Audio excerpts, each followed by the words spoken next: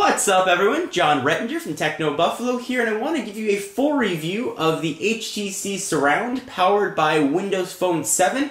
I know a lot of you are interested in the operating system, and this is one of the flagship devices on At&T. Let's go ahead and see if it's worth your hard-earned $199.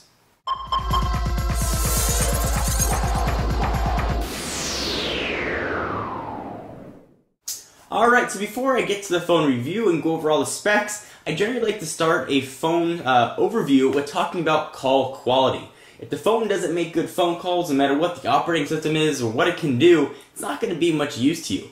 The HTC Surround does make excellent phone calls. Call quality is absolutely outstanding. It was able to pull in a strong 5-bar signal really most of the places that I went, where most phones would get me maybe 4 bars of 3G. This was pulling in a much stronger signal. Certainly bars are a bit arbitrary from device to device, but this did have a very strong antenna. Speakerphone, I'm going to hold off on because we're going to talk on that a little bit later. That's sort of the reason that this device is called the Surround. But from a call quality standpoint, it was absolutely outstanding.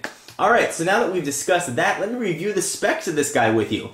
It has a 3.8-inch, that's diagonal, WVGA resolution screen, which means 480 by 800. It's got a 1 GHz Snapdragon processor, which is sort of the minimum requirements for Windows Phone 7. And I will say the Snapdragon processor feels very fast on Windows Phone 7 devices that I've tested. And that would be the HTC Surround and the Samsung Focus. Really seems to be optimized. It feels much zippier than the Snapdragon processor feels on even an Android device.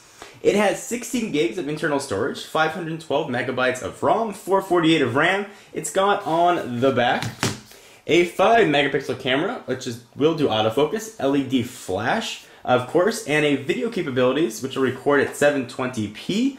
It also has the sort of Dolby Mobile we'll talk about in just a few minutes. It's got a digital compass, 802.11n, which is sort of a little bit rare now for mobile devices, but it's becoming more commonplace. It's got a 1,230 milliamp hour battery, and this thing weighs, it's actually a little bit on the heavier side, weighing 165 grams or 5.28 ounces, or 5.82 ounces rather, with the battery in there. So let's jump in and talk about the battery first.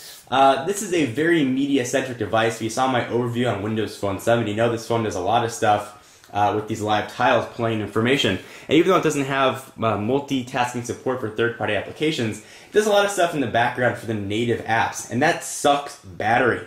This 1,230 milliamp hour battery, you're going to have a hard time getting through a full day of use. With regular email and having to sort of send push messages, using the phone probably 2 to 3 hours a day and sort of checking and replying to email and doing some light web browsing, by the time the end of the day came around, I was searching for an outlet because I thought this was going to die on me any day, or any minute rather. That was typical of pretty much every day. So if you are going to use this device, you may want to consider picking up an extra battery or really monitor how you're using the phone. You might not want to set your email at push. You might want to set it to sort of pull stuff in every 15 minutes or 30 minutes. And going back to the weight, the phone feels very heavy. It's got sort of a sturdy feel to it and a little bit heavier than you'd expect from a mobile device. It certainly has HTC's really solid build quality. It feels good. It looks kind of industrial. And as you slide the phone up, you don't have a keyboard, but you actually have this sort of Dolby Mobile Surround, which is really one of the sort of the key offerings of this device, which also on the back reveals a kickstand. So you can push this guy up and you can watch or listen to your content. Now I do a lot of meetings, a lot of conference calls. I thought a device like this would be perfect with this really big speaker. Would be great for conference calls, and sort of this is the first time we've seen this Dolby virtual surround sound mobile, so I was very excited. Let me give you a demonstration as to what this sounds like. I'm going to go ahead and play a YouTube video, and one of the knocks on this device is it does not actually have a native YouTube player. You have to download an app which will let you watch videos from m.youtube.com from the mobile site. So here's a video of that I did actually of the Motorola Droid unboxing a while back. And this is with the Dolby Digital off. I want you to hear what it sounds like, and this may not be the best test to show on video, because the microphone's not going to capture the true sound. So here's sort of a standard speaker. Hey guys, John Rettinger here with an unboxing. Now let me turn the Dolby Digital on.